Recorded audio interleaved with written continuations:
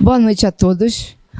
Professora Evelyn Poiares, prazer em revê-los. Hoje a nossa aula é sobre processo de trabalho. Nós vamos começar a nossa aula com um tema, competência da Justiça do Trabalho. Só que antes de analisarmos a competência da Justiça do Trabalho, eu preciso inicialmente trazer a ideia para vocês de processo. E aí, quando você analisa um processo, quando você diz assim, nós advogados colocamos a seguinte expressão, o seguinte verbo, ajuizar a reclamação trabalhista. Só que o empregado ou a empresa, dependendo da situação jurídica, ele te pergunta assim, boa noite, amor. Ele te pergunta assim, vai entrar com um processo? Quando é que você vai dar entrada no processo? E aí, quando você está diante desse processo, você precisa saber que todo processo se divide em fase, aonde nós vamos começar a analisar o processo pela fase de conhecimento e depois nós vamos analisar a execução. Só que, para chegar nesse processo, nesse conflito de interesse, aonde é que esse processo vai correr, vai ser julgado, a gente precisa primeiro buscar a seguinte informação. Qual é a fonte jurídica do direito que vai fundamentar o processo? Se você vai ajuizar uma reclamação trabalhista, qual é a fonte que vai basear a relação? Preste atenção no que eu vou falar para vocês. Fonte é origem, é nascedouro da norma jurídica. Então, se perguntarem para vocês, o que é a fonte do direito? É a origem da norma jurídica, é da onde provém aquele direito. No ramo processual, no direito processual, você tem que entender o seguinte, que a fonte primária para solucionar os conflitos de interesse é a CLT. Falou de relação de trabalho, falou de relação de emprego, qual é a fonte primária? CLT. Então, para solucionar o conflito de interesse, eu abro que lei? CLT. Mas, professora, e se aquela CLT for omissa naquela lide, naquele conflito? E se a CLT não tiver uma regra jurídica para disciplinar aquela situação? O que eu faço? Aí você busca a fonte secundária, subsidiária, que vai ser aplicada ao processo do trabalho. Só que aí eu pergunto a vocês, na omissão da CLT, qual é a fonte que a gente busca? E a CLT omissa? Omissa onde? Não está falando aqui, ó, advogados distintos, de escritórios distintos, processo é físico. Como é que eu conto o prazo? CLT não está falando. Aonde é que a gente se socorre? Qual é a fonte subsidiária? Qual é a fonte secundária que vai disciplinar essa relação jurídica? Se liga na dica. Você tem que ver qual é a fase do processo. Por quê? Porque se o seu processo estiver na fase de conhecimento, será aplicada a regra do artigo 769 da CLT, que diz que a fonte subsidiária aplicável ao processo de trabalho é o direito processual comum. Na fase de conhecimento, você está aguardando a sentença, talvez vá recorrer. CLT é omissa? É omissa. Na omissão da CLT, a fonte secundária é o direito processual comum. Por quê, professora? Porque se o seu processo estiver na fase de execução e a CLT for omissa, aí hashtag se liga. Por quê? Porque a fonte secundária não é o direito processual comum. Não, professora, se o processo estiver na fase de execução e a CLT for omissa, como, por exemplo, embargos de terceiro, CLT não fala sobre os embargos de terceiro. Imagina você tá na sua casa, de boaça com seu marido, bate o oficial de justiça e diz, estou penhorando Penhorando o quê? A tua casa de praia. Mas de quê que está penhorando? Porque um empregado ajuizou uma reclamação trabalhista, onde o seu marido é sócio dessa empresa, foi desconsiderado a pessoa jurídica, e ele, por ser sócio, estou penhorando a casa de praia.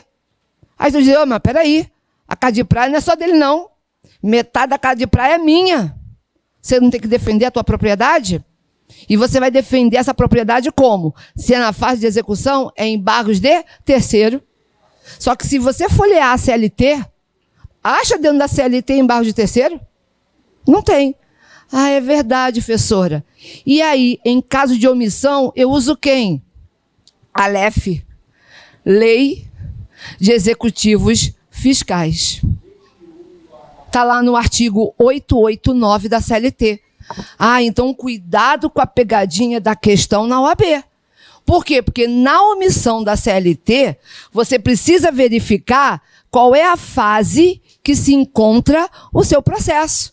Por quê? Porque se ela estiver na fase de conhecimento, aonde você aguarda a sentença ou ainda está aguardando o julgamento de um recurso, você na omissão da CLT, e desde que haja compatibilidade aos preceitos contidos na CLT, você usa o quê? O direito processual comum. Agora, se aquele processo já estiver em execução, na omissão da CLT, primeiro, acima de tudo, CLT omissa? Vou para onde? Lei dos Executivos Fiscais. Professora, e se ali também for omisso? Aí eu vou para onde? Aí você vai para o direito processual comum. Entenderam isso daí? Ficou claro para vocês? Beleza. Dito isso, conseguimos estruturar a nossa ideia de fonte primária e secundária que vai nortear o desenvolvimento dos processos. Ok.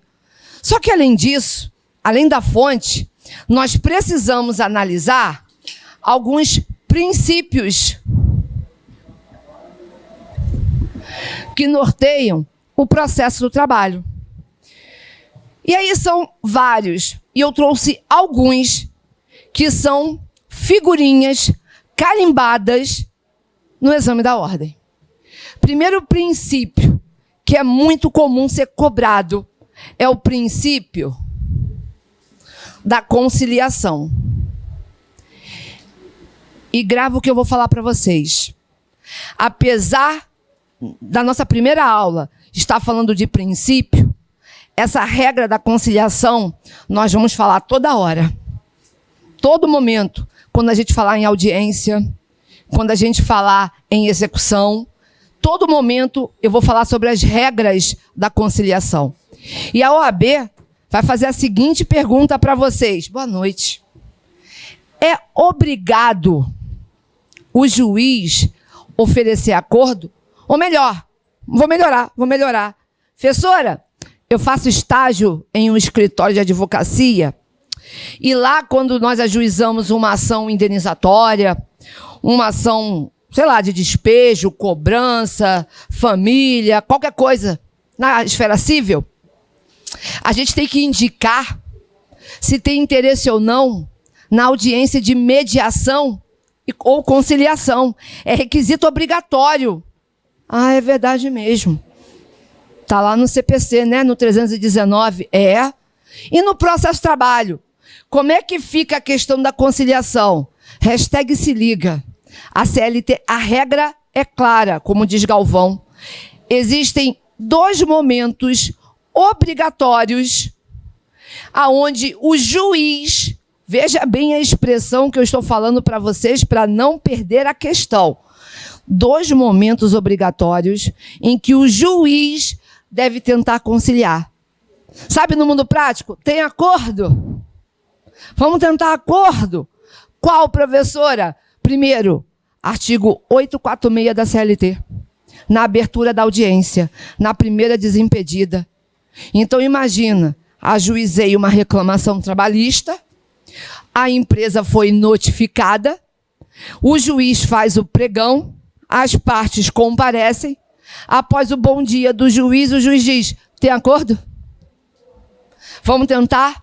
Porque ali, tecnicamente, ao mundo fantástico de Bob, o juiz deve esclarecer o risco da demanda, a demora do judiciário, que às vezes concessões recíprocas atendem o conflito das partes. Essa é a questão de mediação.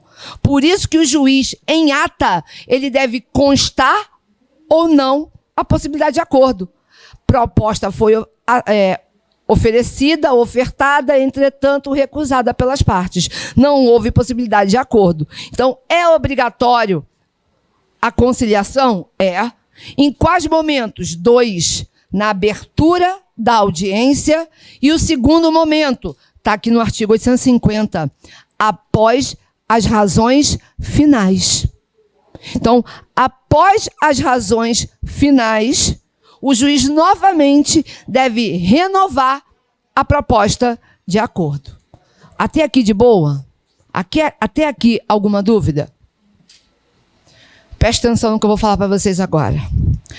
Dudu, licença, eu vou te usar como exemplo. Dudu, funcionário da empresa X, foi demitido. Ouviu aquela frase, procure seus direitos. Dudu contrata o advogado, ajuiza a reclamação trabalhista. Aí ele vem descendo a lenha. Hora extra, adicional noturno, equiparação salarial, desconto indevido, vapo, distribui a reclamação trabalhista. A empresa é notificada, que é a nossa citação no direito processual civil. E aí, a empresa vai oferecer a defesa. Até aí tudo bem. Marcada a audiência. Na audiência, o advogado se liga agora. O advogado da parte contrária chega para o advogado do Dudu e diz assim: olha só, tu exagerou a mão aqui, hein? Exagerou e muito. Trabalhou 1 ano na empresa, está pedindo 200 mil? Misericórdia. Que matemática é essa? Fazer um acordo justo, acordo viável. E aí, namora aqui o advogado Dudu. Aí Dudu vai lá, o advogado chega lá no Dudu e diz: olha só, Covid, judiciário moroso, a empresa pode quebrar, vamos tentar um acordo? Qual é a proposta? Joga a pedra pro Dudu. Aí Dudu, de boa, quer saber? Aceito. Então tá bom, vai aceitar? Vou aceitar 30 mil reais parcelados em 30 parcelas de 1.000. Exemplo. Ou 10 parcelas de 3 mil. Beleza. Pregão. Todo mundo entra. Juiz qualifica todo mundo. Aí pergunta, tem acordo? Aí todo mundo sorridente. Tem. Lá no corredor, fizemos um acordo. Dá a letra. Qual é o acordo? Pererê, pão duro, lá vai, explica tudo. Ah, esse é o acordo? É. Pergunto eu para vocês. O juiz é obrigado a homologar aquele acordo? Então o juiz pode olhar para as partes em mesa de audiência e falar assim: não homologo? O direito é meu. Eu quero aceitar aquilo que está ali, aquela proposta. A pergunta é se o juiz está obrigado a homologar o acordo manifestado pelas partes, manifestação de vontade livre. Eu quero fazer este acordo. Pode ou não pode? Súmula 418 do TST. Essa súmula diz que não existe direito líquido e certo para homologação de acordo, que é uma discricionariedade do juiz. Isso significa dizer que o juiz não está obrigado a homologar. Professora, então o juiz pode fundamentar a decisão, justificar a decisão e não homologar o acordo? Pode. Aí você diz assim: vou recorrer, que o direito é meu, vou impetrar mandado de segurança. Vai perder tempo. Cadê quê? Súmula 418 ST. É uma faculdade do juiz que não pode ser atacado por mandado de segurança. Não posso impetrar? Poder pode, que o judiciário está aí para todo mundo. Vai ganhar? Não, porque não é direito líquido e certo. Entenderam isso daí? Ficou claro para vocês? Se liga na pegadinha 2. Guardou a primeira hipótese, que eu fiz o acordo no corredor com o Dudu? Segunda hipótese, mandei o Dudu embora. Dudu, não tem dinheiro para te pagar, não. Ah, tu tá mandando embora, não tem dinheiro para te pagar. Vai me pagar? Não, não tem não. Tu vai fazer o quê? Vou te oferecer um acordo. Que acordo? Vou te pagar tudo que devo, tudo. FGTS, multa de 40%, a hora extra, as férias, o 13º. Mas dessa forma aqui, ó. Aí eu mostrei para ele a forma. Aí o Dudu olha aquilo e diz, ah, é melhor isso do que nada, né? Então já sei. Vamos fazer o seguinte. Dudu, você constitui um advogado e a empresa constitui outro advogado, porque nós vamos lá na Justiça do Trabalho, num procedimento de jurisdição voluntária para homologação de acordo extrajudicial. Aí o Dudu diz, como é que é essa história aí, hein? Dudu, essa história é o seguinte, veio com a reforma trabalhista. Trouxe para dentro da reforma trabalhista o artigo 855B. E pela reforma trabalhista, cada lado constitui o seu advogado. Hashtag se liga. É advogado diferente, não é um advogado para todo mundo. Cada um com o seu advogado. Dudu paga o dele, a empresa paga o dela. Uma petição conjunta. Uma petição. Nessa petição, que é dirigida ao juiz do trabalho, ali vem o acordo. Empresa X qualifica tal, através do seu advogado, e Dudu qualifica através do seu advogado. Através do procedimento tal, vem expor e requerer o que segue. Aí vem contando tudo. O que deve e a forma de pagamento. Como é que vai pagar, o vencimento, se tem juros, se não tem. Professora, isso é um processo? É. Ajuizado na Justiça do Trabalho? É. Na Vara do Trabalho? É. Só que não existe conflito. Não existe conflito por quê? Porque é um procedimento de jurisdição voluntária para homologação de acordo extrajudicial. A vontade das partes já está devidamente manifestada naquela intenção. E aí, professora? Distribuo. Vai cair para um juiz do trabalho. Professora, juiz do trabalho está obrigado a marcar audiência? Não. Ele tem a faculdade de marcar audiência ou não. Mas, e aí eu vou peço até desculpa, porque toda vez eu confundo, mas lá no artigo 855B tem um parágrafo que fala sobre isso. Ele tem um prazo, depois vocês vão me corrigir se eu disser errado, de 15 ou 30 dias, verifica depois na CLT para mim e joga para cá, para prolatar a decisão. Então, professora, deixa eu ver se eu entendi. O procedimento ele é distribuído na Justiça do Trabalho. Fica o critério do juiz designar audiência, para esclarecer os termos do acordo. Se ele quiser, marca audiência, se não quiser, não marca. Isso aí. Nesse meio tempo, da data em que esse procedimento é ajuizado, o juiz terá o prazo, essa é a minha dúvida, porque eu sempre troco, não tem jeito, de 15 ou 30 dias, vocês vão verificar aí para mim.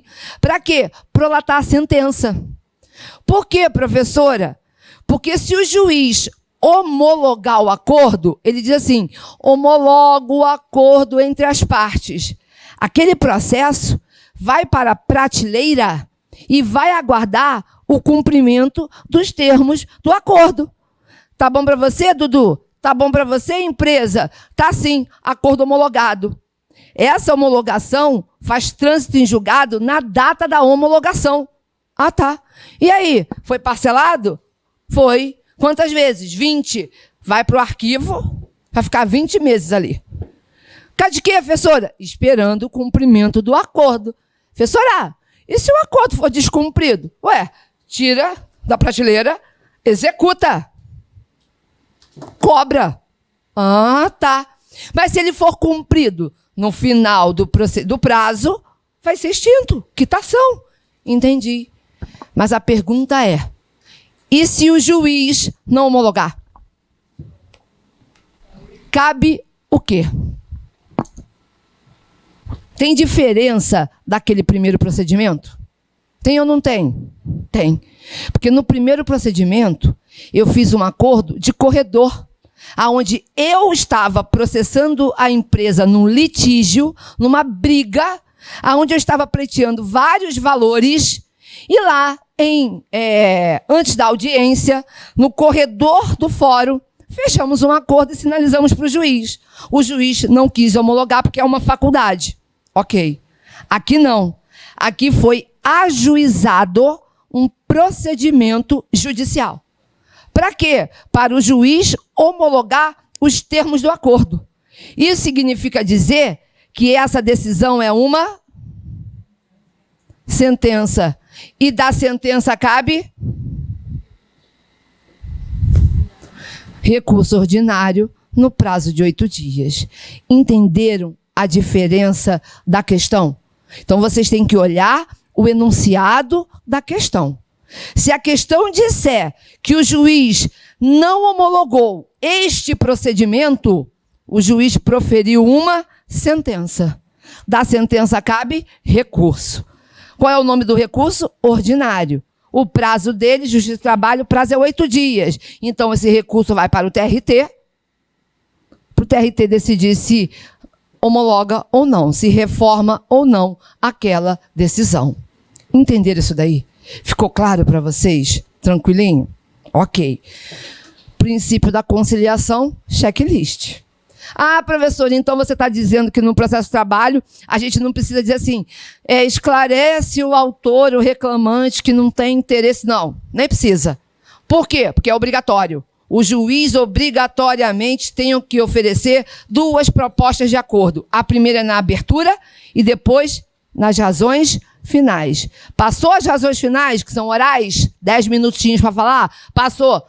Então ele renova a proposta conciliatória. Dúvidas? Diga, Paixão. 8, opa, então aqui, ó. 855D de dado, né? Que fala do prazo de 15 dias. Obrigada, meu amor, porque toda vez eu troco, não tem jeito. Até aqui, tranquilo? Primeiro princípio, checklist. Segundo princípio, princípio da irrecorribilidade. Vou colocar aqui no cantinho. Colocar aqui, meu quadro é todo bagunçado. Princípio da irrecorribilidade de imediato das decisões interlocutórias.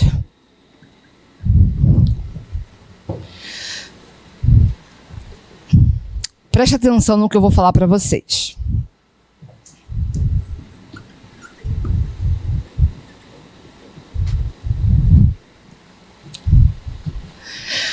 Decisão interlocutória é uma decisão durante o processo que vai decidir questões incidentais sem analisar o mérito.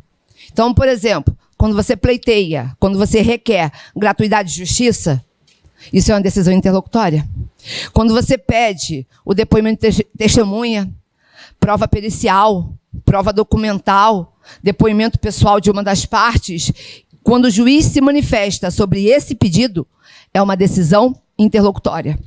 A questão toda é, quando o juiz indefere, quando o juiz se manifesta sobre um pedido seu incidental ao processo, cabe recurso? Tipo, tem que falar de mim, porque aconteceu comigo, e aí comigo não tem sigilo, eu posso falar. Eu ajuizei a reclamação trabalhista contra a universidade, faculdade da cidade, e a Gama Filho e o Grupo Galileu, porque eu trabalhei lá há 12 anos, faliu e não recebi nada. Então eu tive que ajuizar a reclamação trabalhista contra esse grupo. E ajuizei a ação na Justiça do Trabalho. Beleza. Passou um tempão para designar a audiência, fui para a audiência. No dia da audiência, o juiz da 13ª Vara do Trabalho, depois de não sei quanto tempo atrasado, ele entra que nem um foguete. Falei, chegou. Deu boa tarde a todos. Foi para trás da mesa dele, tinha a cadeira do presidente, que é do juiz, colocou os braços em cima da cadeira e disse, boa tarde a todos. Não vou ouvir testemunha de ninguém hoje. Saiu para comer. Meia hora depois ele volta e começou as audiências. Todo mundo um olhou para cada outro. Ela, tá bom, né? Primeira audiência, eu esperando a minha, daqui a pouco, o desavisado. Tem mais alguma prova a produzir? Tenho. Testemunha. Eu falei, Jesus. Aí disseram assim, ó, ele não vai ouvir. Aí eu pergunto para vocês. Ele requereu para o juiz. Excelência, eu tenho uma prova testemunhal. Preciso provar ali, ó. O assédio moral, a hora extra, o desvio de função, o desconto indevido, sei lá. Ele precisava do depoimento testemunhal. Aí o juiz virou assim, ficou surdo? Já disse que eu não vou ouvir. Como é que se classifica essa decisão do juiz? Esse ato do juiz? Foi uma sentença? Foi um despacho? Foi uma decisão interlocutória? Se você estivesse na esfera comum civil, você recorreria dessa decisão, através do agravo de instrumento. Processo de trabalho. Por quê? Porque no processo de trabalho vigora o princípio, se liga agora, da irrecorribilidade, olha o detalhe, de imediato, naquele momento das decisões interlocutórias. Professora, traduz. O que significa dizer? Significa dizer que aquelas decisões interlocutórias que contemplam ou não a tua pretensão, naquele ato que o juiz se manifesta, não cabe recurso. Não cabe, professora? Não cabe recurso. E aí, você consta em ata o seu protesto. Excelência, conseguindo em ata, por gentileza, o meu requerimento do depoimento de testemunha e o seu indeferimento. Por quê? Porque você aguarda a sentença. Porque quando o juiz proferir a sentença, se aquele pedido que você tanto pretendia, tipo hora extra, assédio moral, desvio de função, devolução do desconto indevido, se ele tiver sido prejudicado pelo indeferimento daquela prova, o que você vai fazer? Olha aqui, ó. Recorrer. Recurso ordinário. E aí, presta atenção agora. No recurso ordinário, você vai abrir uma preliminar de cerceio de defesa. E aí você vai pedir para o tribunal declarar nula aquela sentença e reabrir a instrução processual para a oitiva da testemunha. Ah, entendi. Então aquele meu desconforto, aquela minha revolta vai poder ser apreciada após a sentença. Porque se você pediu hora extra e perdeu a hora extra, mas é óbvio que eu ia perder. Por quê? Porque a minha testemunha não foi ouvida. Eu não tinha documento, eu não tinha áudio, eu não tinha vídeo. Eu só iria ganhar a hora extra com depoimento de testemunha. E aconteceu o quê? O juiz não deixou ouvir. O juiz nem quis ouvir. Entendi? E aí? Protestei, pedi para constar em ata o protesto e aguardei a sentença. Ah, tá, entendi. E aí? Espera a sentença. Saiu a sentença? Saiu. Ganhou hora extra? Ganhei. Vida que segue. Perdeu a hora extra? Perdi. Perdeu a hora extra? Então você vai fazer um recurso ordinário. E nesse recurso ordinário, você vai questionar a decisão interlocutória. Alegando o quê? O cerceio de defesa. Que a ampla defesa e o contraditório não lhe foi fornecido. E aí você vai pedir para o Tribunal Regional do Trabalho declarar nulo aquela sentença e reabrir a instrução processual. Entenderam até aí? Ficou claro para vocês? Dúvida? Mas tem uma exceção. E qual é a exceção? Essa aqui, ó. Súmula 214 do TST. Presta atenção. Daqui a pouco eu escrevo isso aqui de novo. Presta atenção no que eu vou falar para vocês. Não, eu esqueci de perguntar. Foi mal, tem que lembrar disso. Olha a foto. Foi mal. Presta atenção aqui no que eu vou falar para vocês. Mas tem um material que está atualizado, eu vou colocar para vocês. Olha só. Se liga aqui.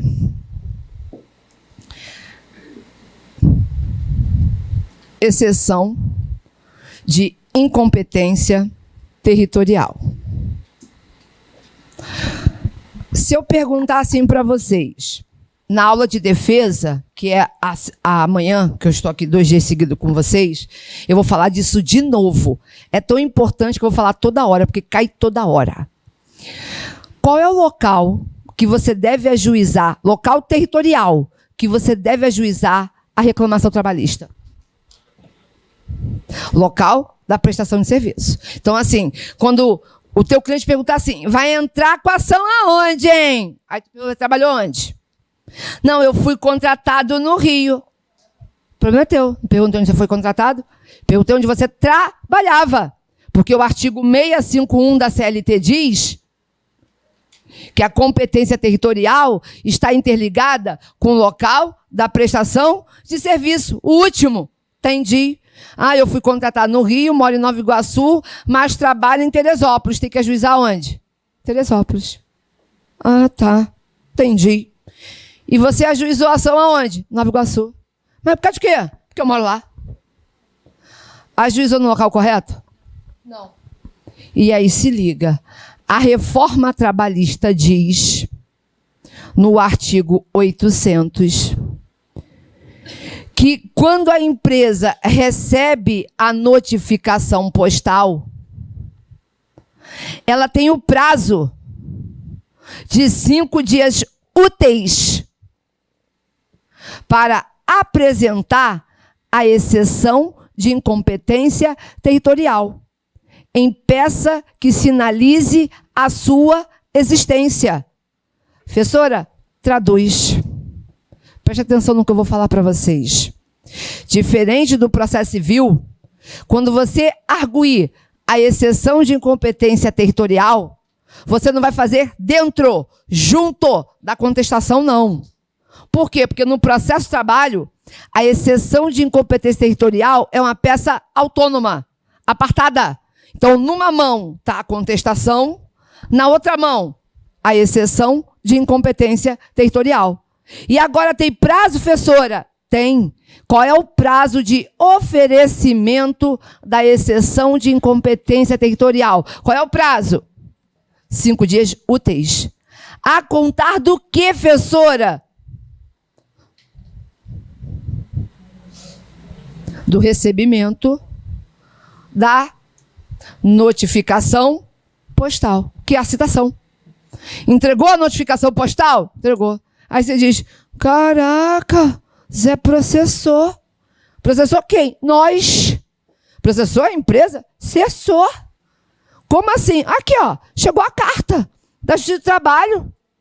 Lá em Nova Iguaçu, o processo foi distribuído. Aí você, ele trabalhava em Teresópolis, ajuizou errado. Se o local foi errado, qual é o remédio processual para ser apresentado? Exceção de incompetência territorial. Qual é o prazo que eu tenho, professora? 5 dias úteis a contar do recebimento da notificação. E aí, professora, presta atenção agora. É peça apartada, não é dentro da contestação, é uma peça autônoma. Primeira situação. A audiência, se tiver sido designada, o juiz retira o feito de pauta. A audiência não pode acontecer até o juiz julgar a exceção. Por de quê, professora? Porque você está dizendo o seguinte, excelência, o senhor não pode julgar esse processo, não. Por de quê? O senhor não é competente territorialmente. Você está dizendo o quê? Que ele trabalhava em outro lugar? E ele ajuizou a ação no local errado. Esse processo aqui, ó, tem que sair de Nova Iguaçu e ir para onde? Teresópolis. Entendi? E aí? O juiz deve conceder prazo para o exceto se manifestar. Quem é o exceto? O autor da ação, exceto. Exceto é o autor da reclamação trabalhista. Fulano, a empresa está arguindo exceção de incompetência territorial. Está dizendo que você ajuizou esse processo no local errado. Você tem 5 dias úteis para se manifestar. Entendi. E aí, depois desse prazo, o juiz julga. Julga para quê, professora? Para dizer se fica ou se sai. E aí, presta atenção. A regra vai ser a seguinte, sem muitas delongas. Se o juiz acolhe a exceção de incompetência territorial,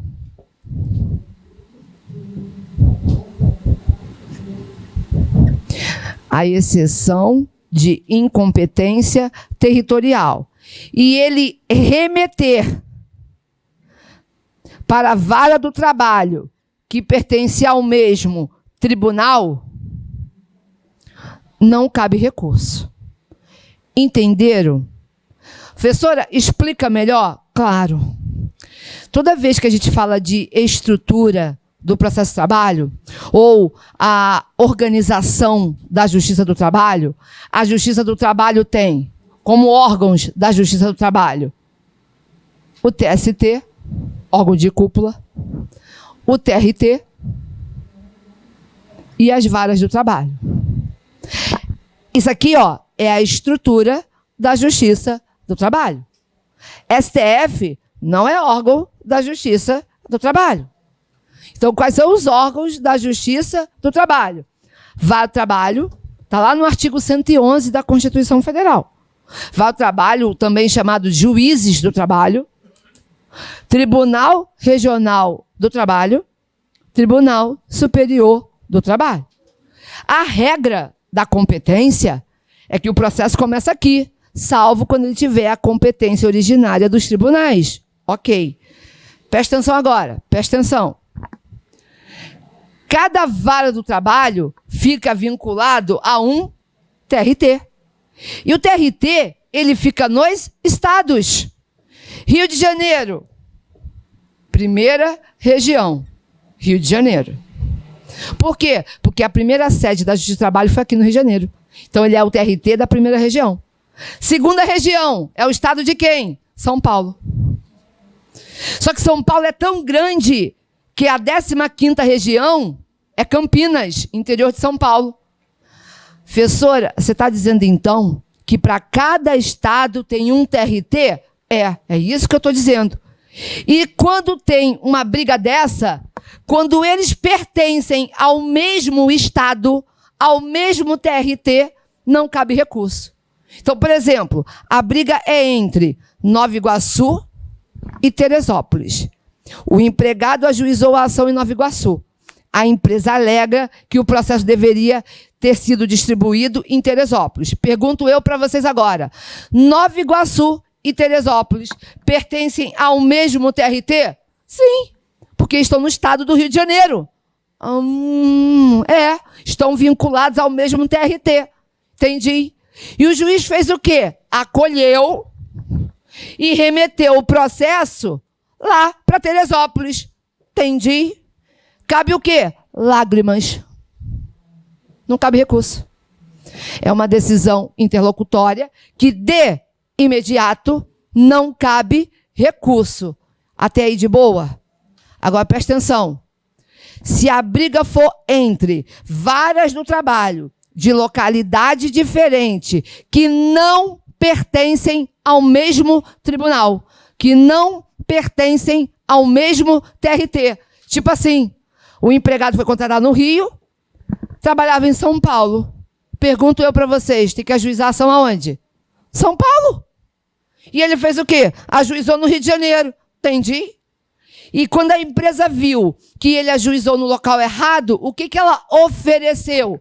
A exceção de incompetência territorial. Mas para quê, professora? Para quê? Para levar o processo para onde? São Paulo. Entendi. O juiz acolheu o pedido da empresa e remeteu, na decisão dele, ele manda remeter para São Paulo. Pergunto eu a vocês. Vara do Trabalho de São Paulo, Vara do Trabalho do Rio de Janeiro, estão vinculados ao mesmo TRT? Claro que não. Está no Rio, está em São Paulo. São tribunais diferentes. Primeira região, segunda região. Entendi.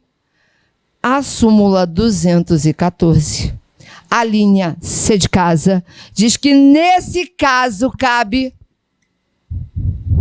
recurso ordinário no prazo de 8 dias. Entenderam? Ficou claro para vocês? Então, a pegadinha da questão vai estar na localidade. É isso que vocês devem verificar na hora da questão. Se o tema for exceção de incompetência territorial, o juiz acolheu a exceção de incompetência territorial e remeteu o processo para... Aí você olha para onde?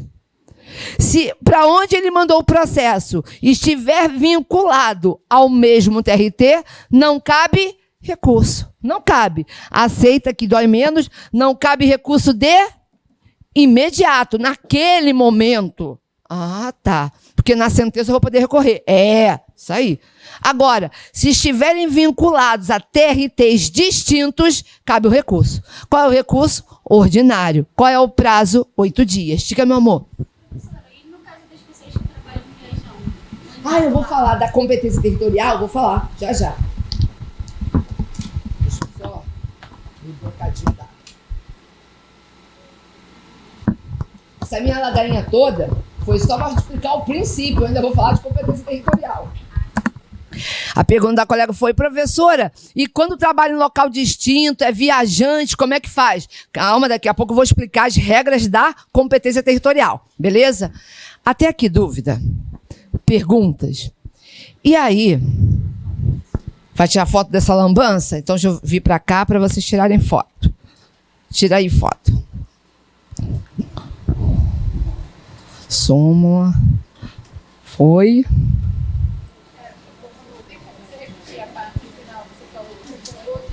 Posso. Ó, a regra é assim. Quando a briga for vara do trabalho do mesmo TRT, aí eu vou colocar assim, ó, por exemplo, Duque de Caxias, Rio de Janeiro. Niterói, Rio de Janeiro. Pertence ao mesmo TRT. De imediato, não cabe recurso. Você pode questionar aquela decisão na sentença com recurso ordinário, mas naquele momento ali, que diz, não, você não tem razão não, o processo fica ou o processo vai.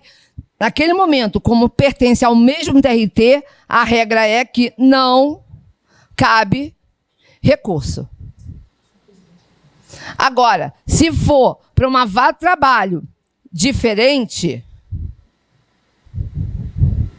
aqui o tribunal entende pela súmula 214-C do TST que aqui é uma sentença terminativa do feito. Porque o processo morre para o Rio de Janeiro, morre. E vai nascer aonde? Em São Paulo.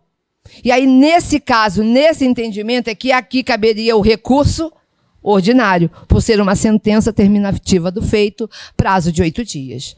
Entenderam? Ficou claro para vocês? Aí, nós temos agora o princípio do jus postulante. Presta atenção. Tema também muito importante, mas muito. Que eu vou falar em partes procuradores, vou falar em reclamação trabalhista, vou falar em execução. São temas recorrentes no exame da ordem, o princípio do jus postulante. Toda hora, a pessoa já falou disso, já vou falar de novo. De tão importante que é.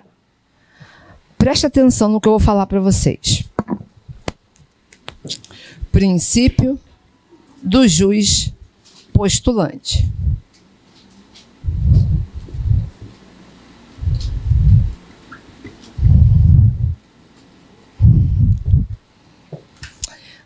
Quando você fala de processo, pensa um processo. Como é que você faz? Porque todo processo nasce, né, de uma lide, de um conflito de interesses, de pretensões resistidas. Né? Então você só busca o judiciário como forma de solução dos conflitos porque você não conseguiu resolver na autocomposição, na mediação, numa transação, e aí você busca o judiciário. E aí eu vou utilizar o linguajar do leigo. Para entrar com a ação precisa de quê?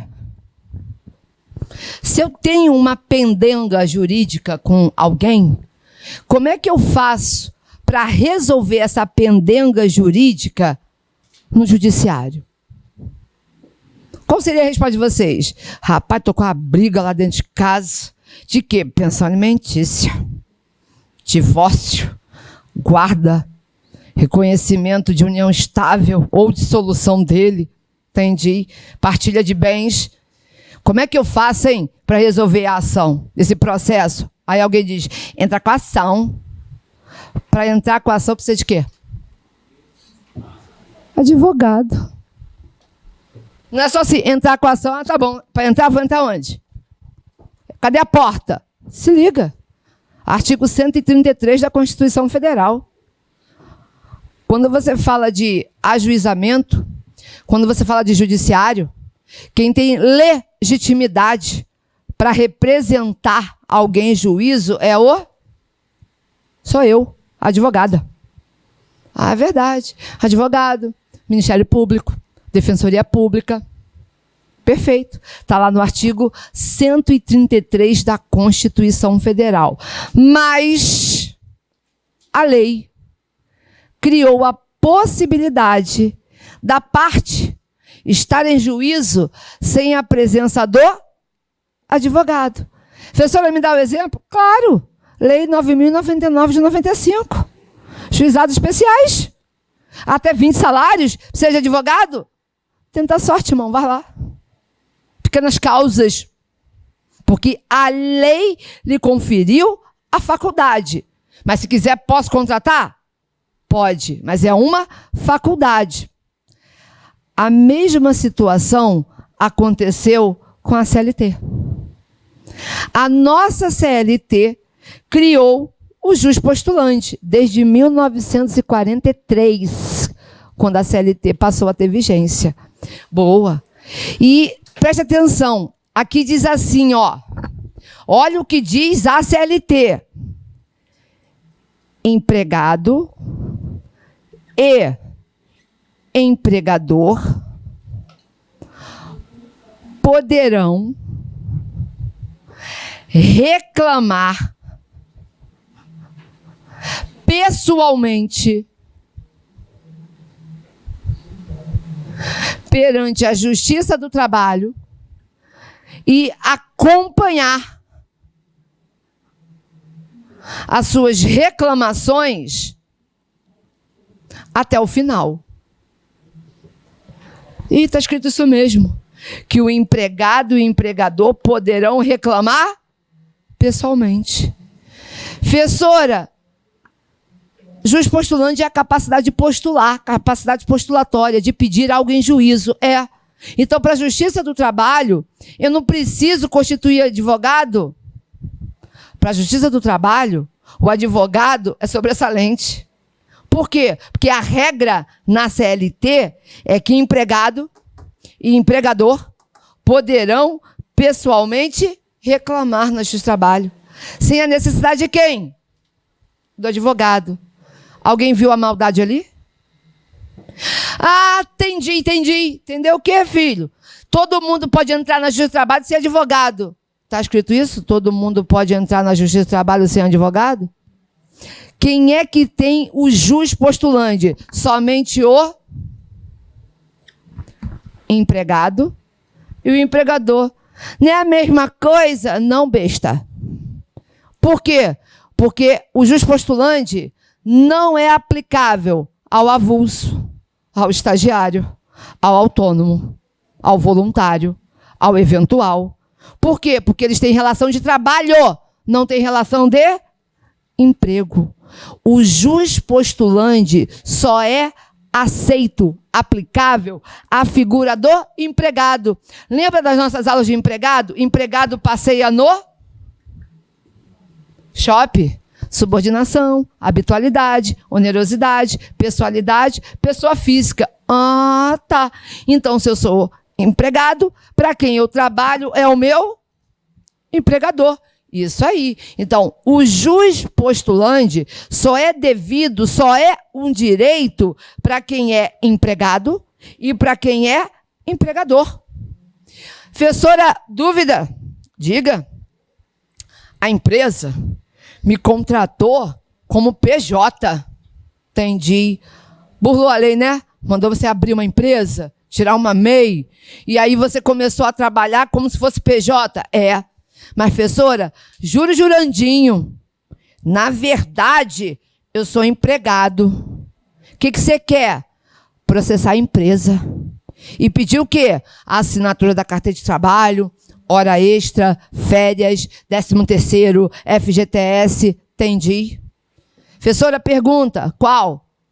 Preciso contratar advogado? Sim ou não? O que vocês vão dizer? Precisa ou não precisa? Naquele momento, ele já está vestido como empregado? Não, porque naquele momento ele tem uma relação de trabalho autônomo. Ele é um prestador de serviço. Então ele, nesse caso, pode reclamar pessoalmente perante a Justiça do Trabalho? Não. Neste caso, como ele não comprova a condição de empregado, obrigatoriamente ele precisa constituir o advogado. Ah, tá. Mas, professora, e se o meu vínculo já tivesse sido formado? Minha carteira foi assinada, eu sou empregado mesmo, a empresa me demitiu e não pagou meus direitos. Preciso gastar com advogado? Não. Posso buscar um modelo no Google e me autodefender? Pode. Louco, mas pode. Ah, então eu vou fazer isso. Vou pagar nada, 30% para advogado, muito caro. Entendi. Vai lá, tenta sorte. E aí? Neste caso, você vai estar utilizando do seu juiz postulante. Mas hashtag se liga. Poderão acompanhar suas reclamações até o final. Cuidado. Porque geralmente quando a gente diz assim, até o final, fim é o que termina, né? Quando acaba tudo. Por quê? Porque esse juiz postulante, ele tem um limite. Ele tem uma criptonita. Qual é, professora? Súmula 425 do TST. Existem algumas situações que você não pode usar o juiz postulante. Qual, professora? Aí, eu tenho duas frases para vocês. Eu tenho Amara,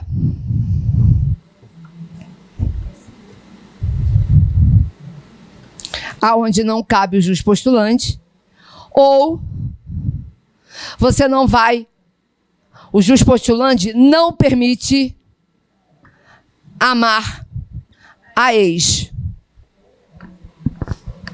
Como assim, professora?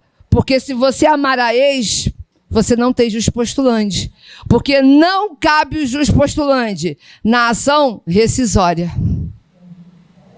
no mandado de segurança, na ação cautelar, nos recursos para o TST. E aonde, professora? No acordo extrajudicial, que a gente acabou de falar dele, do artigo 855-B da CLT. Então, aonde é que não cabe juiz postulante? Eu quero uma ação rescisória para declarar nula uma sentença, desconstituir uma sentença. É obrigatório constituir advogado. Eu quero impetrar o mandado de segurança. Por quê? Porque o juiz está me obrigando o depósito prévio de honorários periciais por uma abusividade do juiz. Precisa contratar um advogado. Ah, eu quero uma ação cautelar. Eu até sei que o CPC de 2015 acabou com a cautelar, mas a súmula ainda não foi editada. Aqui, ação cautelar. Qualquer recurso para a competência do TST. Recurso de revista, embargos ao TST, embargos infringente, agravo interno. É para o TST? É. Não cabe. Constitui advogado. Ou para o procedimento de jurisdição voluntária, para homologação de acordo extrajudicial. Por quê? Porque não cabe o juiz postulante para o mandado de segurança, para a ação rescisória, para recursos do TST, para a cautelar e para a homologação de acordo extrajudicial. Entenderam isso daí? Súmula 425 do TST. Perguntas? Dúvidas até aí? Tranquilo? Fechamos a linha de princípios, agora a gente entra de fato na competência. Para falar de competência, vou colocar aqui no quadro para vocês.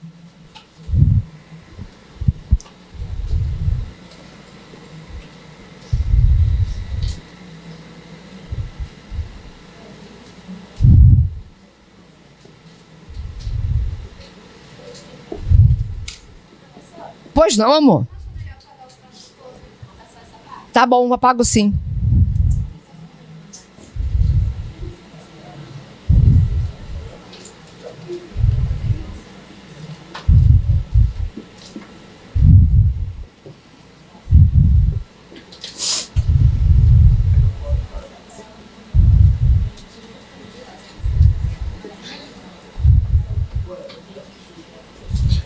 Vou apagar aqui, tá? O quadro. Ups. Pode?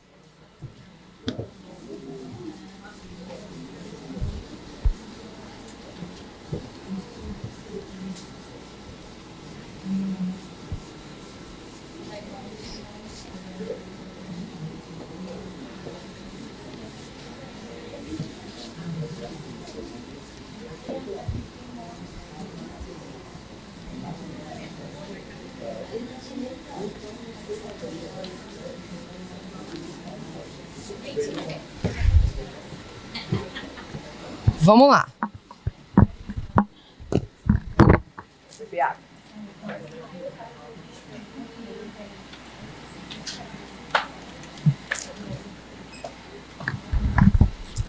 Aqui, ó. Competência. Dividi o quadro para vocês assim, ó. Competência absoluta e competência relativa. Por quê? Porque a competência absoluta é matéria de ordem pública, que independe da vontade das partes. Então você não tem escolha. Manda quem pode, obedece quem tem juízo.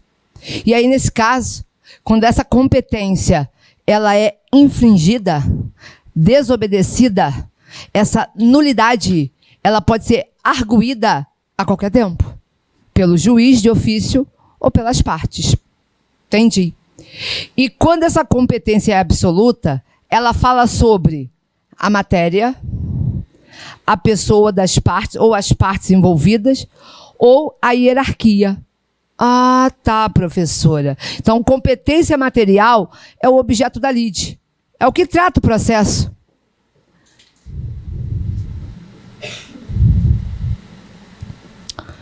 A competência pessoal está interligada com as partes, os sujeitos do processo. E a funcional é a hierarquia. Onde é que o processo começa? Como regra? Como regra, faz o trabalho. A não ser quando a competência for originária dos tribunais. Ah, tá. Essa competência, ela é improrrogável. Ela é uma competência absoluta. Que quando houver a sua ofensa, quando as regras não forem obedecidas, elas podem ser declaradas a qualquer tempo de ofício pelo juiz. Ou a requerimento das partes. Beleza. Já a competência relativa é aquela que não é declarada de ofício, ex ofício. Por quê? Porque ela precisa ser provocada, requerida pelas partes. E aí nós só temos duas, que na verdade o certo mesmo, nós só temos uma, que é a territorial. Por quê, professora? Porque a competência territorial, que eu acabei de falar dela há pouco tempo atrás, e vou explicar melhor agora, é o local onde o processo deve ser ajuizado. E que se ele for ajuizado de forma equivocada, se você não impugnar no momento certo, essa competência, ela dilata, ela prorroga. Como assim, professora? Simples. A história que eu contei há pouco tempo atrás. Empregado trabalhava em Teresópolis, morava em Nova Iguaçu. foi mandado embora, ajuizou a ação em Nova Iguaçu. Ajuizou certo? Não. A empresa recebeu a carta, olhou o processo e disse: a audiência é só em 2023. Quando? Março. Depois eu vejo com o advogado, tá cedo. Tá cedo não, maluco. Não, tá cedo. Passou o tempo. Finalzinho do ano, setembro, outubro, liga para o advogado e diz: tem uma audiência em março, pode me defender? Claro. O meu empregado trabalhava em Teresópolis, ajuizou a ação aqui em Nova Iguaçu. Ajuizou errado. Eu sei. Por isso que eu estou te contratando para me defender. Pergunto eu para vocês. Pode ajuizar a exceção de incompetência, apresentar a exceção de incompetência territorial agora? Pode ou não pode? Não pode. Mas caso de quê, professora? Porque tem prazo. Qual é o momento correto de se oferecer a exceção? Qual é o prazo? 5 dias úteis. A contar do quê? Do recebimento da notificação. Ele recebeu e guardou. Não, tem tempo ainda. Mais para frente eu constituo um advogado. E aí? O local que era incompetente passa a ser competente. Porque essa competência ela é relativa. Ela prorroga. Professora, ela não pode ser declarada de ofício pelo juiz, não? Não pode. Precisa ser requerida pela parte interessada. Entenderam isso daí? Agora, a competência em razão ao valor da causa também é uma competência relativa, porque ela pode ser dilatada, prorrogada. Só que eu vou colocar aqui, um asterisco. Na Justiça do Trabalho, valor da causa não serve para a competência relativa. Porque o valor da causa na Justiça do Trabalho só serve para declarar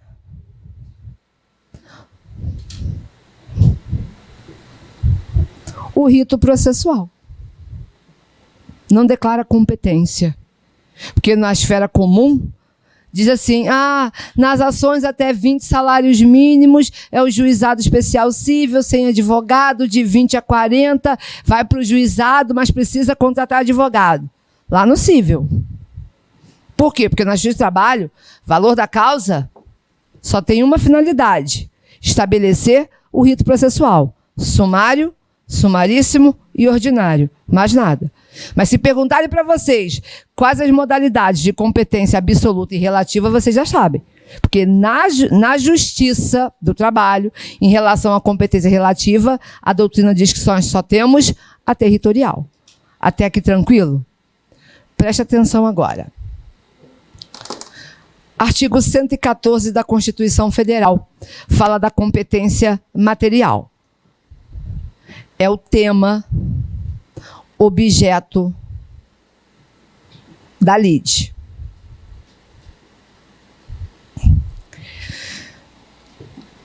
Eu aconselho a vocês no momento, reta final, a prova está chegando, a aprovação de vocês está aí. Está falando assim, vem, vai ser aprovado. Quando você dedicar algum tempinho da sua vida para o direito e processo de trabalho, na hora que começar a estudar, for ler competência, dá uma lida, uma revisada no 114. Porque ali, o 114, ele foi alterado pela Emenda Constitucional 45 de 2004. Porque antigamente, a Justiça do Trabalho, ela era conhecida como a Justiça dos Desempregados. Por quê? Porque antes de 2004, a Justiça do Trabalho ela só versava sobre relação de emprego. Hora extra, FGTS, seguro-desemprego, férias, desvio de função. E aí, qualquer outro tipo de assunto era na Justiça Comum. E aí, professora? Emenda Constitucional 45 de 2004 ampliou a competência da Justiça do Trabalho. Agora, a Justiça do Trabalho, de acordo com o artigo 114, inciso 1, ela é competente para processar e julgar a lide decorrente das relações de trabalho. Lembra no direito do trabalho que nós tivemos aqui, que eu disse para vocês assim, ó, relação de trabalho é gênero, que dentro dela tem várias espécies? Tem o empregado, tem o autônomo, tem o avulso, tem o estagiário, tem a doméstica, tem o voluntário, o rural. Pois é, pela nossa Constituição Federal, atualmente, de 2004 para cá, a Justiça do Trabalho seria competente para decidir qualquer conflito sobre relação de trabalho. Só que hashtag se liga, vamos facilitar a vida de vocês? Então vamos embora. Cuidado. Relação de trabalho do profissional liberal.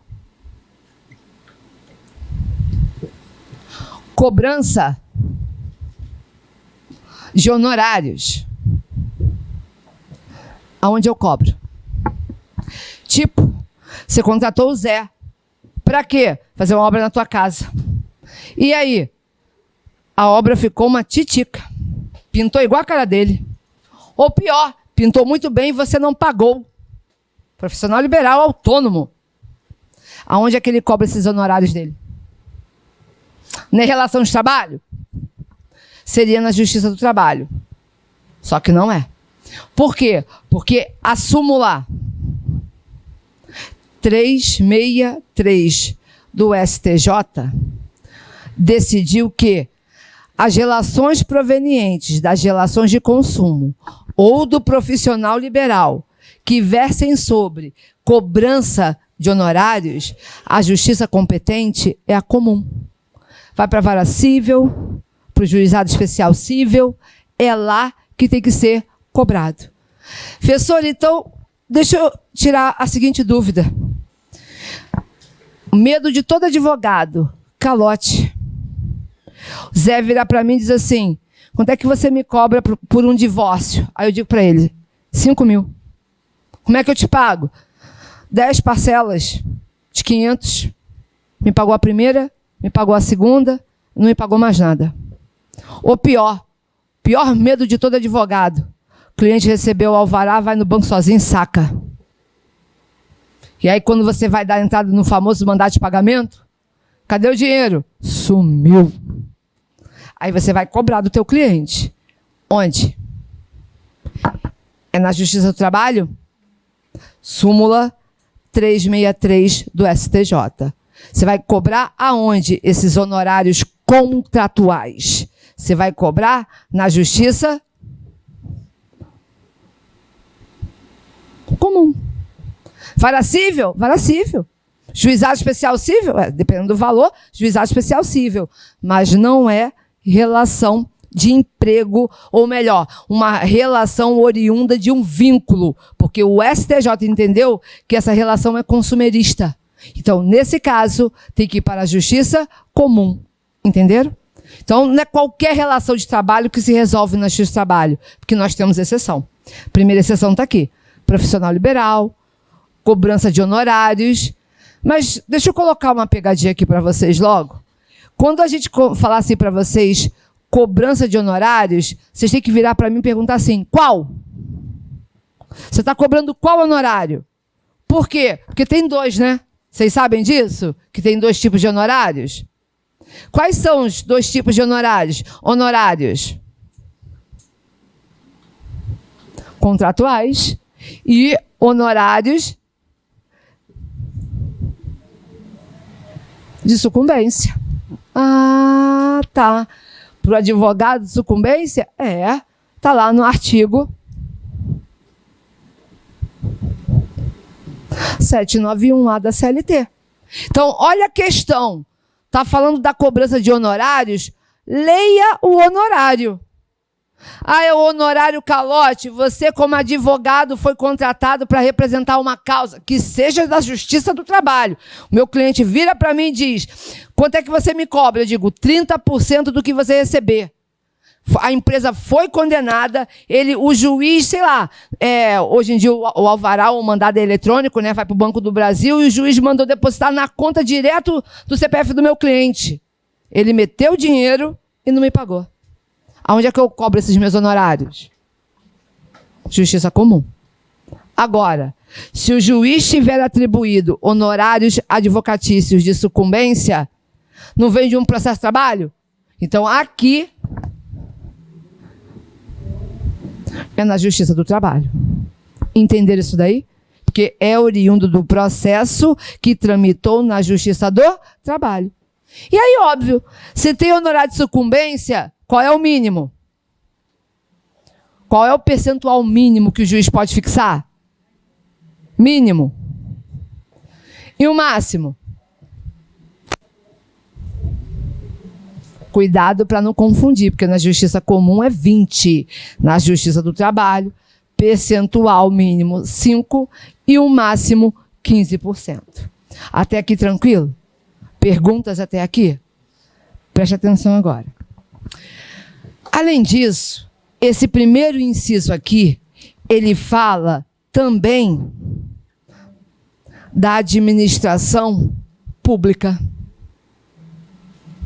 Se você pegar o seu artigo 114 da Constituição Federal e olhar a redação, você vai ver que a Justiça do Trabalho é competente para processar e julgar as lides oriundas da relação de trabalho, mesmo com os eixos da administração pública direta, autárquica, fundacional. Aí você diz, é o quê, gente? Oi? Que tiro foi esse? Você está dizendo, então, que a administração pública, direta e indireta, autarquias, fundações, corre tudo para a Justiça do Trabalho? É o que está escrito lá. Mas não é assim. Não é por quê? Porque nós temos uma ADI, uma ação direta de inconstitucionalidade, que foi impetrada pela AJUF, Associação dos Magistrados, que disse o seguinte, que em relação à administração pública, a competência não é direta, não é da Justiça do Trabalho. E foi acolhido. Então, quando você olhar para a administração pública, preste atenção no seguinte, você vai ver o regime. Amigo, qual é o seu regime? Aí ele diz assim, o meu regime é estatutário. Lá da lei 8.212, 8.112, tá. Então, se você é um estatutário, você está fora da Justiça do Trabalho. Vai para a Justiça Comum Estadual, Federal, tá. Porque você é estatutário, você é servidor. Entendi. Então, você vai olhar a questão. Se ele for estatutário, fora. Agora, se o regime jurídico dele for CLT, quem é você? Trabalha no Banco do Brasil. E você? Petrobras. E você? Caixa Econômica Federal. Correios. Seu regime é CLT. Porque você é oriundo da sociedade de economia mista ou empresa pública. Só que você é tratado como se fosse da iniciativa privada. Tá. Então, para você, a competência é da Justiça do Trabalho. Então, tá, você tem FGTS, né? Seguro-desemprego, hora extra, adicional noturno, férias, 13º. Meu regime é CLT. Então, se é CLT, a competência é da Justiça do Trabalho. Show. Só que ainda nós temos hoje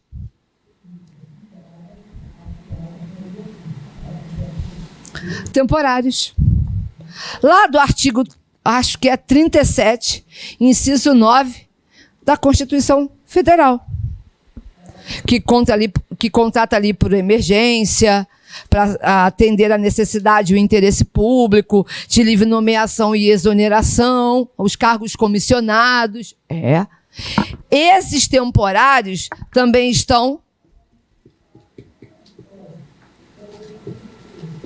fora da Justiça do Trabalho. Justiça comum. Até aí, tranquilo? Guarda isso.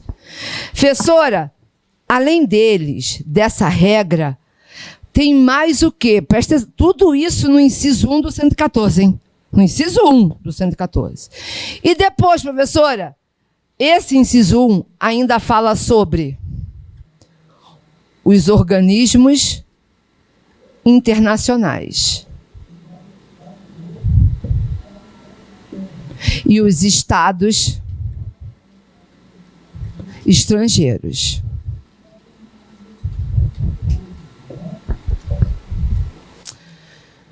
Vamos devagar aqui. Preste atenção.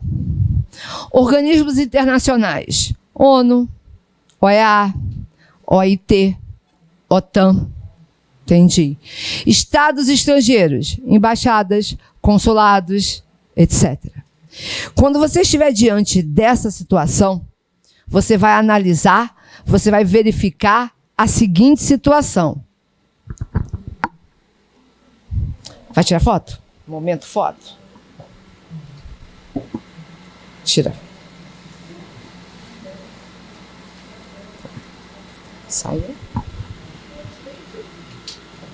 Eu preparei um materialzinho, só não sei se está todo atualizado, mas eu vou deixar, vou mandar para o curso. Vocês têm grupo de WhatsApp? Depois eu mando para alguém já distribuir no grupo.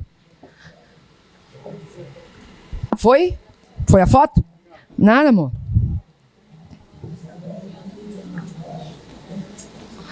Preste atenção aqui, ó. Falou sobre isso aqui? Falou sobre isso? Você vai olhar o ato praticado. Por quê? Porque nós temos ato de império e ato de gestão. O ato que é de império, ele tem imunidade absoluta de jurisdição.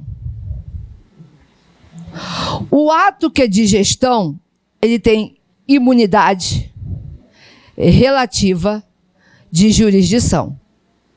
E eu vou explicar isso para vocês. O que é um ato de império? Ato de império significa dizer a administração, o desenvolvimento das suas prerrogativas. Então, vou dar um exemplo bem claro para vocês, que é um fato verídico, que eu nem sei se vocês vão lembrar, que foi muito tempo atrás, mas que representa um ato de império. Alguém lembra aqui de um cantor de funk chamado MC Bin Laden? Que tinha um funk, tá tranquilo, tá não sei o que, mas lá, favorável? Pois é. Houve um boom, como todo mundo, aquele sucesso de 5 minutos. Beleza. Fechou a agenda de show deles. O MC Bin Laden ia cantar onde? Estados Unidos. O Bin Laden, nos Estados Unidos. Fechou show, vendeu todos os ingressos.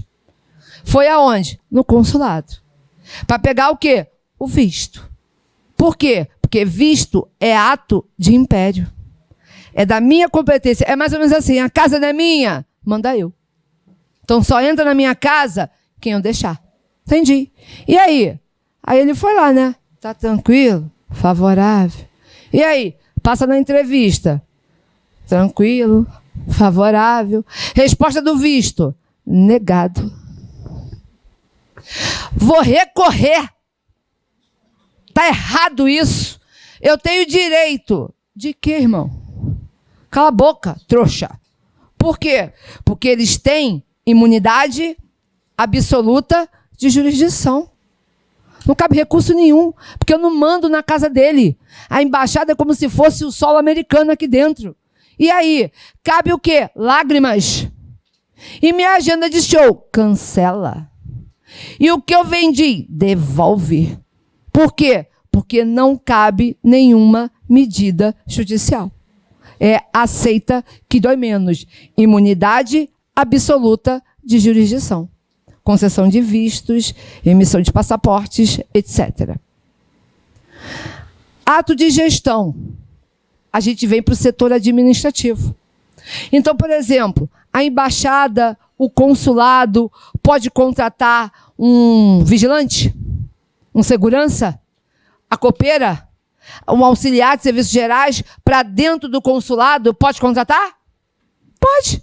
Então, nós temos lá o consulado americano, lá na rua, não sei das contas, lá do centro da cidade, e aí, ali tem a moça do café, tem o rapaz da segurança, tem a moça da limpeza, a moça que fica no guichê entregando documentos, a secretária do cônsul, tem.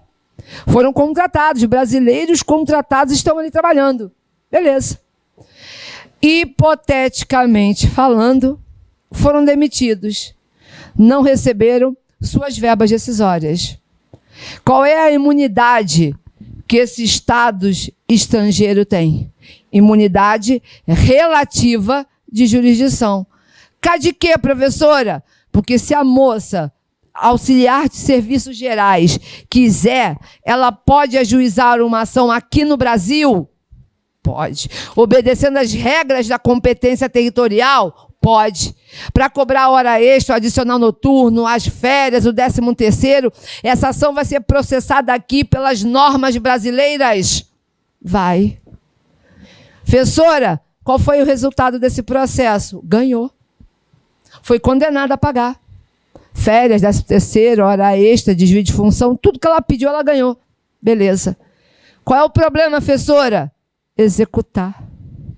Cá de quê? Porque essa imunidade, ela é relativa. Isso significa dizer que a fase de conhecimento vai ser aqui. Só que na hora de executar aquela sentença, se não houver pagamento espontâneo, eu posso pedir penhora de portas adentro do consulado? Eu posso pedir a penhora das contas do consulado? Presta atenção, doido. Tá maluco? Cheirou orégano? Por quê? Porque nesse momento, esse ato constritivo, eles têm imunidade absoluta. E aí, eu vou executar por carta rogatória. É o famoso ganhou, mas não levou, né? Por quê? Imagina, ganhou a sentença. E aí? Executa por carta rogatória em outro país. Para pedir o quê? A penhora do carro, das contas, sabe-se lá o quê? Mas, tecnicamente, aos olhos da nossa legislação, ato de gestão, imunidade relativa. O processo acontece aqui, mas a execução forçada é por carta rogatória. Professora, se o consulado quiser, pode passar um cheque e pagar? Ou renunciar à imunidade dele e indicar um bem para ser penhorado? Se ele quiser, pode. Não, ele não quer fazer nada disso. Ah, então precisa executar a sentença. Como é que executa? Por carta rogatória. O Brasil não tem essa legitimidade para penhorar portas adentro, bloquear as contas do consulado. Entenderam isso daí? Ficou claro para vocês? Dúvidas? Beleza. Ainda dá tempo? Dá. 8 horas já? Não, né? Não. Presta atenção ainda. Além dessas competências, tem umas mais fáceis para a gente gravar. E aí vem a seguinte regra. São os outros incisos, tá? Que eu já vou dando agora a dica para vocês. Se o tema da prova for competência envolvendo sindicato. Olha a dica que eu vou dar para vocês. Falou sindicato? Sindicato contra empregado, sindicato contra empregador, sindicato contra sindicato, competência, Justiça do Trabalho. Envolveu sindicato, qual é a competência? Justiça do Trabalho. Não quero saber, Justiça do Trabalho. Sindicato contra sindicato, sindicato contra a empresa, sindicato contra empregador, competência, Justiça do Trabalho. Mas, professora, e se for federação e confederação? Qual é a competência? Justiça do Trabalho. Organização sindical. Toda vez que você pensar em organização sindical, você tem na base da pirâmide o sindicato, no meio da pirâmide a federação, no alto da pirâmide a confederação. Essa é a estrutura de um sindicato. Todo sindicato tem na sua base territorial sindicato. Que cada município tem um sindicato. No meio da pirâmide, federação. O que é a federação? É a soma de 5 sindicatos. Professora, eu não entendi. Sindicato dos Professores do Rio de Janeiro, Sindicato dos Professores de Nova Iguaçu, Sindicato dos Professores de Maricá, Sindicato dos Professores de Niterói, Sindicato dos Professores de Belfor Roxo. Tem 5 sindicatos da mesma categoria, formou uma federação. A federação atua onde, professora? No Estado. Por quê? Porque sindicato atua no município. Federação atua nos estados. E a confederação, professora, é a soma de 3 federações. E aí, Brasília, nacional. Então, envolveu sindicato, federação ou confederação, competência para discutir essa pendenga, Justiça do Trabalho. Tranquilo? Professora, para discutir se a greve é legítima, se a greve foi abusiva. Greve, a competência de quem? Justiça do Trabalho. Mas preste atenção no que eu vou falar para vocês. Já ouviram falar de greve de ocupação? Greve de ocupação, que o empregado entra e não sai? Ah, já. Agora imagina, Banco Itaú. O que houve? Os empregados fizeram uma greve de ocupação. Como assim? Fingiram que saíram, esperou o expediente acabar, fechando tudo. E aí? Um grupo de empregados, lá dentro do banco. Daqui não saio, daqui ninguém me tira. Fizeram barricadas e ocuparam o lugar. Qual é a medida judicial que o dono do Banco Itaú vai apresentar, ajuizar, para pegar de volta o que é seu? Qual é a medida judicial? Professora, invadiram a minha posse, né? O que você quer? Pegar de volta. Reintegração. Entendi. Você quer reintegrar a posse, pegar de volta o que é seu. É. Onde?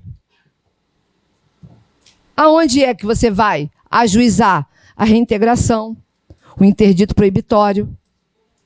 Aí você diz, professora, essa matéria é competência da justiça comum. Porque está lá no direito civil, no direito processual civil, é lá. Pegadinha do malandro. Presta atenção na hashtag dica. Quando você falar das ações possessórias que são provenientes do abuso do exercício do direito de greve. Abuso do exercício do direito de greve. Essas ações possessórias são na Justiça do Trabalho. Entenderam a pegadinha? É abuso ao exercício do direito de greve. Por quê? Porque a greve tem que ser mansa e pacífica. E aí, o que eles fizeram? Sabe aquelas greves que o empregado não deixa ninguém entrar? Faz aquela paralisação, bota barricadas, assim, aqui você não entra não. Se eu for a greve, aqui, coxinha, aqui tu não entra não. Por quê? Porque a gente está brigando é por você, então aqui não entra. Amigo, hashtag se liga. A greve é um movimento pacífico. Faz greve quem quer. Eu não quero fazer greve. Eu vou entrar e trabalhar. Aí o empregado, não vai não que eu não vou deixar. E aí? A empresa, para defender um direito seu, ela pode buscar na justiça medidas judiciais para evitar esse abuso, esse esbulho, o interdito proibitório. Ah, é verdade. Uma ação de reintegração ou manutenção da posse. É verdade. E essas ações serão ajuizadas aonde? Justiça do Trabalho. Mas eu vou seguir qual é o rito? Do direito civil. Vou abrir o Código de Processo Civil e vou aplicar onde? Da Justiça do Trabalho. Porque a competência vai ser da Justiça do Trabalho quando houver abuso ao exercício do direito de greve. Entenderam isso daí? Ficou claro para vocês? Alguém uma vez virou para mim e toda hora fala assim, professora, fui mandada embora, a empresa me pagou um puto. Passados 1 ano que eu ajuizei a ação, em audiência, a empresa me entregou a guia do seguro-desemprego. Quando eu fui dar entrada, eu não consegui sacar o seguro-desemprego. Por quê? Porque tem prazo. 120 dias da terminação do contrato, da comunicação. Entendi? Posso cobrar o meu seguro-desemprego? De quem? Para quem? Súmula 389 do TST. A súmula 389 do TST diz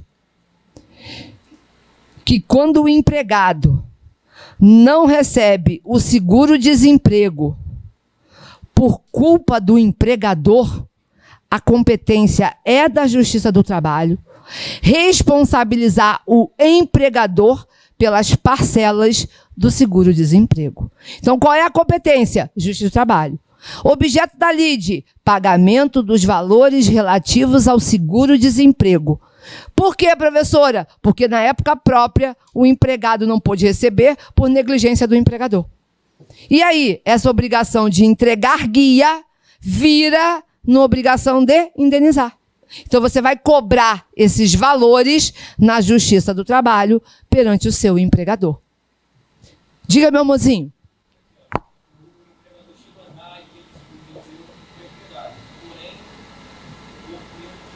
Ótimo. Isso aí, perfeito. Perfeito. E é o que mais acontece. Professora, a empresa entregou a guia. Erro de digitação. Nome da mãe, número do documento, uma letra a mais no nome, erro de digitação. E nesse erro de digitação, demorou para corrigir. Sabe aquele negócio? Ah, vem aqui outro dia, não sei o quê. E aí expirou o prazo que tem para você dar entrada e receber. Não foi culpa da empresa? Não houve uma negligência do empregador? E qual é a tua pretensão? Qual é o teu objeto? O que você quer?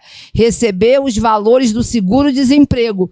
Só que agora não é o governo que vai te pagar. Essa responsabilidade passa a ser de quem? Do empregador. Por negligência dele. A competência é da Justiça do Trabalho. Súmula 389. Quer ver outro exemplo? PIS. Todo empregado, dependendo da renda, se ele comprovar que ele trabalhou pelo menos um mês com vínculo empregatício, dependendo do valor da sua renda, o que ele tem direito de receber? O PIS. E aí, por algum motivo, por erro do empregador, não declarou a RAIS, não fez a informação correta, e o empregado não recebeu o PIS. Aonde ele vai cobrar esse PIS? Igual aqui, ó, Justiça do Trabalho. Súmula 300 do TST. O PIS também passa a ser de responsabilidade do empregador. Entenderam isso daí? Ficou claro? E para fechar, as ações indenizatórias materiais e morais. Aonde é que eu cobro? O dano material e o dano moral proveniente da relação de trabalho. Aonde é que eu cobro? Não tem mais mistério, gente. Se você quer cobrar o ressarcimento de uma lesão por conduta abusiva do seu empregador, a competência é da Justiça do Trabalho. Por que você perdeu a mão, hein? Porque o empregador não me forneceu o equipamento de proteção individual e minha mão foi decepada. Por que você se queimou, hein? Por negligência da empresa que não estava com a parte de saúde, de normas de segurança, extintores, saídas de incêndio, não estava devidamente funcionando e eu me queimei. O que você quer? Dano moral, dano material, dano estético. Vai cobrar de quem? Do empregador. Onde? Justiça do Trabalho. Só que se liga, preste atenção. Professora, o empregado morreu. O empregado morreu de acidente de trabalho? Quem é que pode ajuizar essa ação? Os dependentes deles. Os dependentes dele habilitados pela Previdência Social. Se não tiver ninguém habilitado, vai para a linha sucessória do Código Civil. Descendente, ascendente, cônjuge. Mas a pergunta é, se ele morre e eu quero uma indenização pela morte dele, aonde é que eu cobro? Qual é a competência? Porque você, como dependente, filho do falecido, você quer indenização pela morte do seu pai. Contra quem? O empregador dele. Vai ajuizar essa ação aonde? Justiça do Trabalho. Em nome próprio, direito próprio. Súmula 392 do TST. Mas, professora, e se essa ação for acidentária? De acidente de trabalho? Aonde é que eu vou ajuizar essa ação? E aí? Se for uma ação oriunda do acidente de trabalho. Sabe qual é a dica que eu dou para vocês? Olha o que você quer e para quem você quer. Se você quer uma indenização pelo acidente de trabalho contra o seu empregador, a competência é de quem? Justiça do Trabalho. Agora, vou mudar. Eu quero benefício de acidente de trabalho, que foi negado pela autarquia federal, pelo INSS. O INSS nega o benefício de acidente de trabalho. Você quer o quê? Eu quero B91. Entendi. E aí? O INSS não está querendo me pagar. Por algum motivo lá que ele alega, o INSS não está me pagando o benefício de acidente de trabalho. Ou está me dando alta e eu ainda não posso ter alta. Entendi. Então você vai brigar contra o INSS? É. Qual é a competência? Justiça Federal. Porque você quer o benefício. Então você vai ajuizar a ação contra o INSS na Justiça Federal, brigando pelo benefício. Vou mudar agora. Você quer o seguro de acidente de trabalho pago pelo INSS, que ele nega. Ah, tá. O SAT, né? Seguro de acidente de trabalho. É, esse seguro aí, que o INSS tem que pagar. Entendi. E aí, negou. Qual é a competência? Justiça comum. Artigo 109, inciso 1 da Constituição Federal. Entenderam? Ficou claro para vocês? Então você vai olhar a situação jurídica. Se for contra o empregador, Justiça do Trabalho. Dano moral, material, estético, lucro cessante, dano emergente, Justiça do Trabalho.